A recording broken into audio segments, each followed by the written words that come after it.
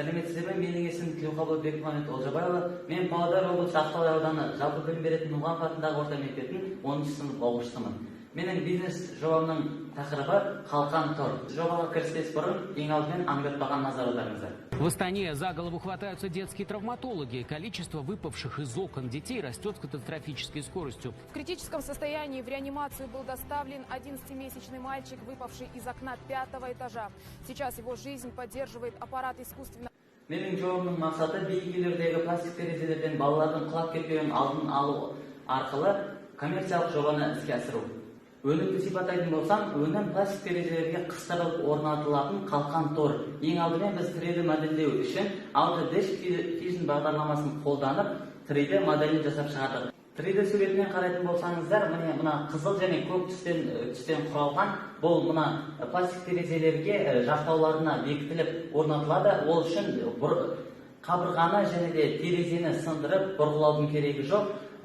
Аналогтарға келер болсақ, сәйкесінше олардың өздерінің кемшіліктері бар. Патенттеуге келетін болсақ, біз халықаралық ТМД елдерінің арасында Қазақстан Республикасы аумағында іздестірген кезде біздің өнімге сәйкес өнім табылмады. Сонымен қатар бақытымызға орай біз сол табылмағандықтан жаңа ойлап табылған зат ретінде патенттелу үстінде. Сәлеметсіздер ме? Мен Павлодар облысы Ақтоғай ауданы Абай атындағы жалпы білім беретін орта мектебінің география пәнінің мұғалімі Аукебай ғалым. Мен Бекмұхамбеттің ғылыми жетекшісімін.